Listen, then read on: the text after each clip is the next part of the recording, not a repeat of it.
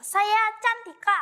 Saya duduk di bangku kelas 4 SD Kristen Widya Wacana Pasaragi, Surakarta. Hari ini saya akan menceritakan sebuah cerita rakyat yang berjudul Timun Mas. Penasaran dengan ceritanya? Yuk dengarkan aku bercerita. Di pinggir hutan hiduplah seorang wanita tua yang bernama Mbok Sirni atau dipanggil dengan sebutan Mbok Rondo. Ia hidup sebatang kara. Mbok Rondo ingin mempunyai seorang anak untuk menemani hari tuanya. Namun ada raksasa jahat yang mengabulkan keinginan Mbok Rondo untuk memiliki seorang anak. Raksasa itu memberikan biji mentimun kepada Mbok Rondo. Lalu Mbok Rondo pun menanam biji mentimun itu di sebelah rumahnya. Keesokan harinya, ia terkejut mendapati biji mentimun itu tumbuh besar. Ia memetik salah satu dari buah itu. Ia membelah dengan perlahan. Di dalam buah itu terdapat seorang bayi perempuan yang sangat cantik. Ia memberi nama dengan sebutan Timun Mas. Tahun demi tahun sudah berganti, Timun Mas tumbuh menjadi seorang perempuan yang sangat cantik. Kebaikan hati Timun Mas membuat Mbok Rondo takut kehilangannya. Mbok Rondo mengetahui bahwa raksasa itu akan menagih janjinya lagi. Mbok Rondo pun mengelak perkataan raksasa itu. Mbok Rondo menyuruh raksasa itu untuk datang 2 tahun lagi. Ketika malam hari, Mbok Rondo bermimpi ada seorang lelaki yang menggunakan baju putih dan penutup kepala. Lelaki itu memberikan 4 kantong ajaib yang berisi biji mentimun, jarum, garam, terasi. 2 tahun sudah berlalu.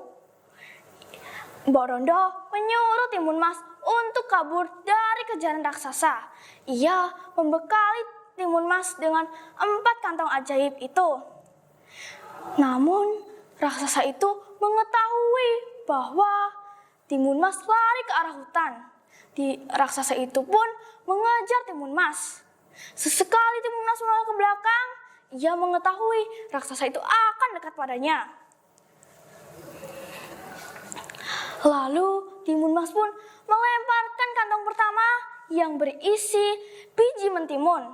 Biji mentimun itu tumbuh menjadi ladang mentimun yang sangat lebat, membuat langkah raksasa pun terhalang. Dengan susah payah, akhirnya raksasa itu bisa lolos. Ia melemparkan kantong kedua yang berisi jarum. Jarum-jarum itu berubah menjadi ribuan pohon bambu yang sangat tajam, membuat tubuh raksasa itu jadi tertusuk. Namun raksasa itu masih bisa lolos. Timun Mas pun melemparkan kantong ketiga yang berisi garam ajaib. Ia melemparkannya ke arah raksasa. Garam ajaib itu berubah menjadi lautan yang sangat luas, membuat tubuh raksasa hampir tenggelam. Namun raksasa itu masih bisa lolos. Timun Mas sangat ketakutan. Ia akhirnya berdoa kepada Tuhan sebelum ia melemparkan kantong keempat. Ya Tuhan, berikanlah hamba-Mu ini keselamatan dari kejaran sang raksasa. Lalu Timun Mas pun melemparkan kantong keempat yang berisi terasi.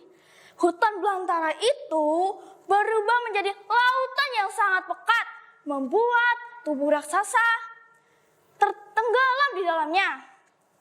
Akhirnya Timun Mas pun bisa selamat dari kejaran sang raksasa. Ia kembali ke rumah Mbok Rondo. Lalu Mbok Rondo sangat bahagia mendapati Timun Mas kembali lagi. Bagus kan teman-teman ceritanya? Pesan moral yang kita ambil dari cerita ini adalah ketika kita memiliki masalah, jangan kalian pendam sendiri, melainkan kalian berdoa kepada Tuhan agar Tuhan bisa membantu. Terima kasih, salam literasi.